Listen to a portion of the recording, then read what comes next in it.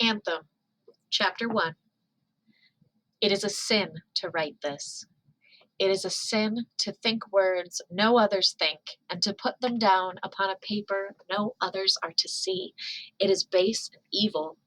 It is as if we were speaking alone to no ears but our own, and we know well that there is no transgression blacker than to do or think alone. We have broken the laws. The laws say that men may not write unless the Council of Vocation bid them so. May we be forgiven. But this is not the only sin upon us. We have committed a greater crime. For this crime there is no name. What punishment awaits us, if it be discovered, we know not, for no such crime has come in the memory of men, and there are no laws to provide for it. It is dark here. The flame of the candle stands still in the air. Nothing moves in this tunnel save our hand on the paper. We are alone here under the earth. It is a fearful word, alone. The law says that none among men may be alone, ever and at any time, for this is the great transgression of the root of all evil. But we have broken many laws, and now there is nothing here save our one body. And it is strange to see only two legs stretched on the ground, and on the wall before us the shadow of our one head. The walls are cracked, and water runs upon them in thin threads without sound, black and glistening as blood. We stole the candle from the larder of the home of the street sweepers. We shall be sentenced to 10 years in the Palace of Corrective Detention if it be discovered. But this matters not. It matters only that the light is precious, and we should not waste it to write when we need it for the work which is our crime. Nothing matters save the work, our secret, our evil, our precious work. Still, we must also write, for, may the council have mercy upon us, we wish to speak, for once, to no ears but our own. Our name is Equality-2521, as it is written on the iron bracelet which all men wear on their left wrists with their names upon it. We are 21 years old. We are 6 feet tall, and this is a burden, for there are not many men who are 6 feet tall. Ever have the teachers and the leaders pointed to us and frowned and said, "There is evil in your bones, Equality 7-2521, for your body has grown beyond the bodies of your brothers." But we cannot change our bones, nor our body. We were born with a curse. It has always driven us to thoughts which are forbidden. It has always given us wishes which men may not wish. We know that we are evil, but there is no will in us and no power to resist us. This is our wonder and our secret fear that we know and do not resist. We strive to be like all our brother men, for all men must be alike. Over the portals of the palace of the World Council, there are words cut in the marble which we repeat to ourselves whenever we are tempted. We are one in all and all in one. There are no men, but only the great we. One, indivisible, and forever. We repeat this to ourselves, but it helps us not. These words were cut long ago. There is green mold in the grooves of the letters and yellow streaks on the marble which come from more years than men could count. And these words are the truth, for they are written on the palace of the World Council, and the World Council is the body of all truth. Thus has it been ever since the Great Rebirth, and farther back than that no memory can reach. But we must never speak of the times before the Great Rebirth, else we are sentenced to 3 years in the Palace of Corrective Detention. It is only the old ones who whisper about it in the evenings in the home of the useless.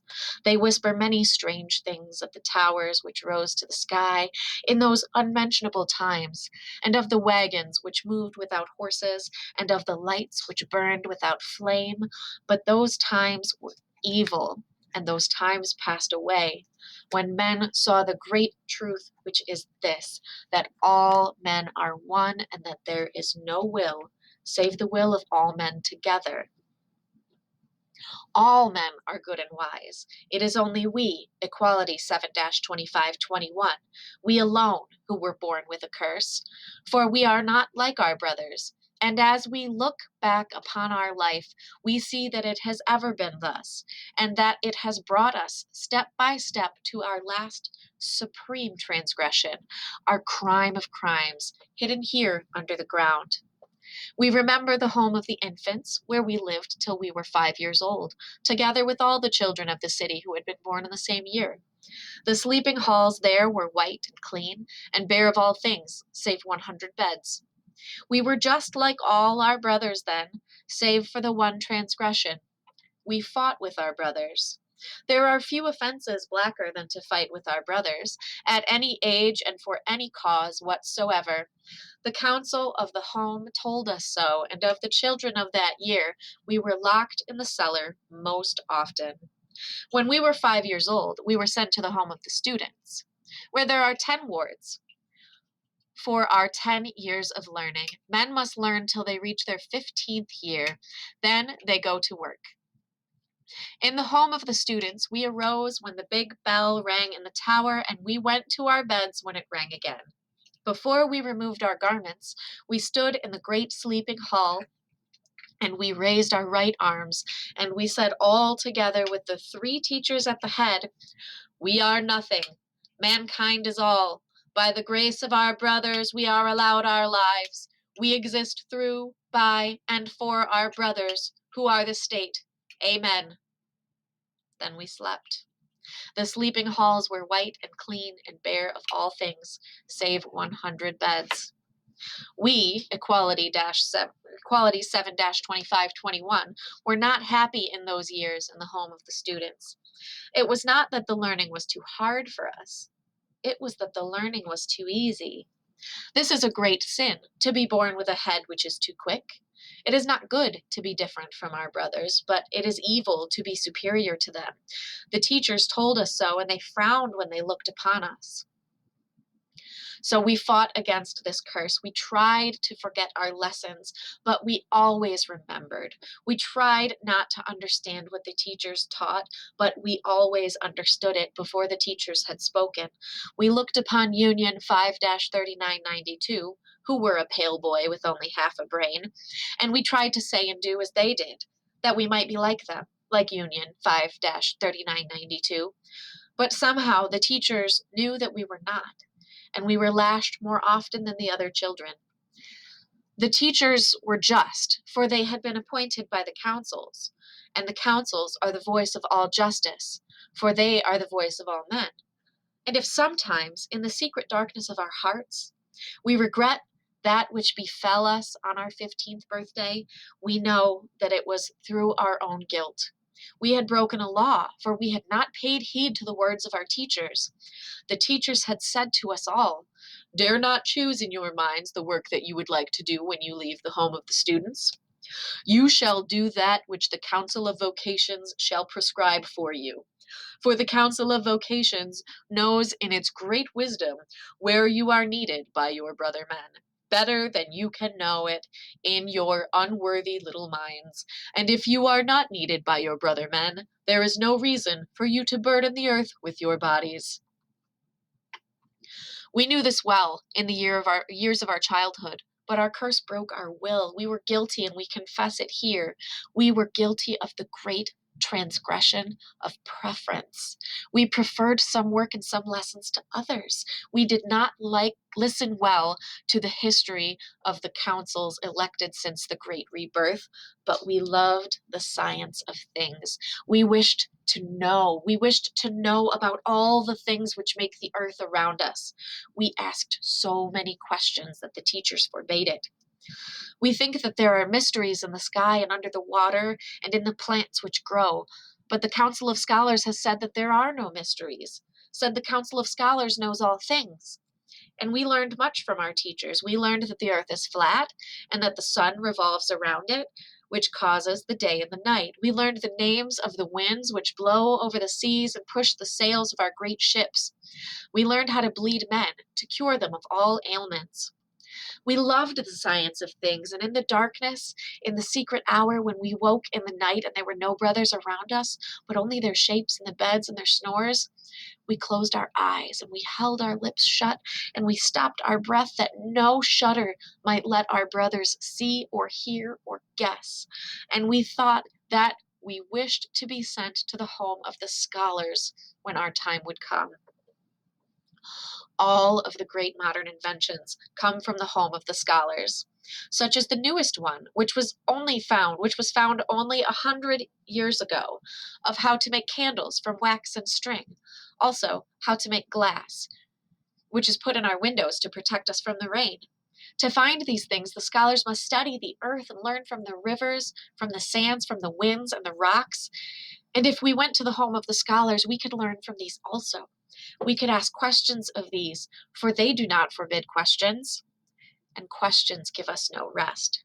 We know not why our curse makes us seek. We know not what, ever and ever, but we cannot resist it. It whispers to us that there are great things on this earth of ours, that we can know them if we try, and that we must know them. We ask why we must know, but it has no answer to give us. We must know that we may know.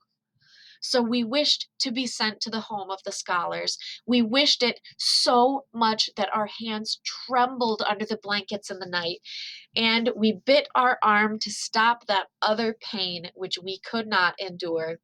It was evil, and we dared not face our brothers in the morning, for men may wish nothing for themselves, and we were punished when the Council of Vocations came to give us our life mandates, which tell those who reach their 15th year what their work is to be for the rest of their days. The Council of Vocations came on the first day of spring, and they sat in the great hall.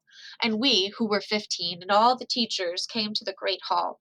And the Council of Vocations sat on a high dais, and they had but 2 words to speak to each of the students. They called the students' names, and when the students stepped before them, one after another, the council said, carpenter, or doctor, or cook, or leader. Then each student raised their right arm and said, the will of our brothers be done. Now, if the council had said carpenter or cook, the students so assigned go to work and do not study any further. But if the council has said leader, then the students go to the home of the leaders, which is the greatest house in the city, for it has 3 stories. And there they study for many years, so that they may become candidates and be elected to the city council and the state council and the world council by a free and general vote of all men. But we wished not to be a leader, even though it is a great honor. We wished to be a scholar. So we awaited our turn in the great hall, and then we heard the Council of Vocations call our name, Equality 7-2521. We walked to the dais, and our legs did not tremble, and we looked up at the council. There were 5 members of the council, 3 of the male gender and 2 of the female. Their hair was white, and their faces were cracked as the clay of a dry riverbed. They were old. They seemed older than the marble of the temple of the World Council. They sat before us, and they did not move. We saw no breath stir the folds of their white togas, but we knew that they were alive, for a finger of the hand of the oldest rose, pointed to us, and fell down again. This was the only thing which moved, for the lips of the oldest did not move as they said, street sweeper. We felt the cords of our neck grow tight as our head rose higher to look upon the faces of the council, and we were happy. We knew we had been guilty, but now we had a way to atone for it. We would accept our life mandate, and we would work for our brothers gladly and willingly, and we would erase our sin against them, which they did not know, but we knew. So we were happy and proud of ourselves and of our victory over ourselves. We raised our right arm and we spoke, and our voice was the clearest, the steadiest voice in the hall that day, and we said, the will of our brothers be done. And we looked straight into the eyes of the council, but their eyes were as cold as blue glass buttons.